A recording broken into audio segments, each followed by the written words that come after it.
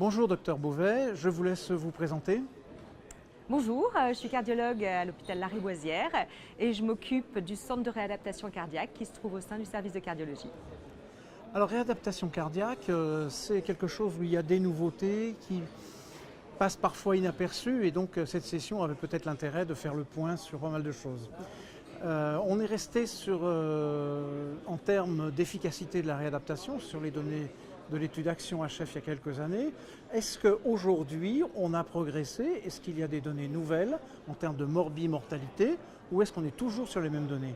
Alors on est toujours sur les mêmes données, sachant qu'il y a eu plusieurs méta-analyses qui ont montré de toute façon l'efficacité de la réadaptation et actuellement la réadaptation cardiaque reste en classification 1 de niveau A dans toutes les recommandations, particulièrement concernant les patients insuffisants cardiaques. Donc il n'y a aucune ambiguïté là-dessus? Pas d'ambiguïté. Pas d'ambiguïté. Et en réadaptation, beaucoup de gens pensent instantanément, et moi le premier, réadaptation, vélo ou tapis. Et je sais qu'il y a quand même autre chose. Est-ce que vous pourriez développer un tout petit peu sur ces autres choses? Alors la réadaptation, ça n'est pas que l'activité physique, bien évidemment, ça regroupe également l'éducation thérapeutique, mais également l'adaptation thérapeutique, particulièrement chez les patients insuffisants cardiaques, mais également chez les patients coronariens quand c'est nécessaire.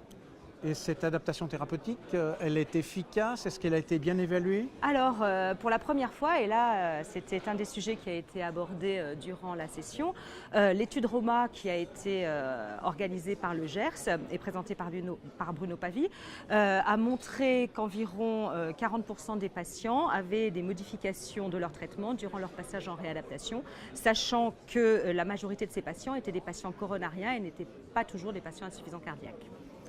Il y a des raisons que ça se présente différemment chez les insuffisants cardiaques? Il est probable que les patients insuffisants cardiaques bénéficient encore plus d'adaptation thérapeutique que les patients coronariens, chez lesquels les traitements reposent sur basique, c'est toujours bêta-bloquant, IEC, statine, aspégique, et que de ce fait, les modifications sont moins importantes, mais consistent quand même en 40% de modifications.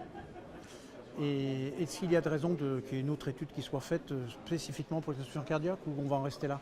Autant que vous le sachiez, bien sûr. Pour l'instant, ça n'est pas en cours, mais c'est toujours intéressant de savoir ce qu'on fait quand on s'occupe des patients. Encore des idées de travail. De toute façon. Toutes ces études débouchent sur des recommandations. Donc aujourd'hui, dans votre activité, dans l'activité des médecins, des cardiologues de ville, il y a tout un pan d'activité qui repose sur des recommandations. Oui. De quoi dispose-t-on aujourd'hui dans cette spécialité comme recommandation? Qu'attend-on? Où en est-on? Quel état des lieux aujourd'hui? Alors, la réadaptation, il n'y a pas eu de nouvelles recommandations cette année. Il y a eu des recommandations concernant l'activité sportive chez le cardiaque. Et là, il est intéressant de noter qu'on élargit un petit peu l'activité sportive chez le patient coronarien et ça peut avoir un intérêt. Sinon, il y a des recommandations en prévention cardiovasculaire. Là, on est plus dans la prévention primaire. Ça concerne peut-être moins les centres de réadaptation, mais ça a également son intérêt. Et là encore, l'activité physique prend toute sa place.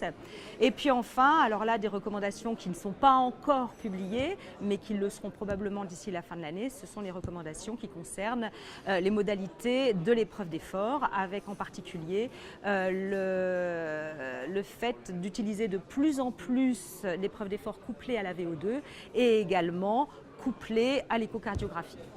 Et c'est un vœu pieux ou c'est réaliste? Il y a des choses déjà qui sont en train de se faire. Marie-Christine Iliou nous a présenté des résultats concernant l'évaluation des patients en réadaptation avant et après réadaptation par un examen couplant épreuve d'effort avec VO2 et échocardiographie et retrouve des résultats tout à fait intéressants.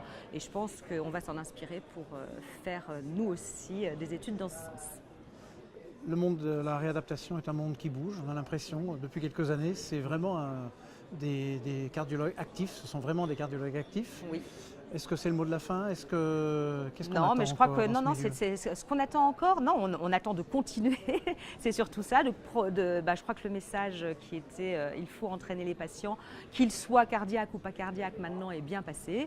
Les centres de réadaptation sont débordés. On en est très content et on espère que ça va se développer, qu'on va continuer à pouvoir faire beaucoup de choses pour nos patients. Pas d'être débordé, vous êtes très content. Non, on est très content. Non, on est très content d'avoir du boulot. Non, on est bien d'accord.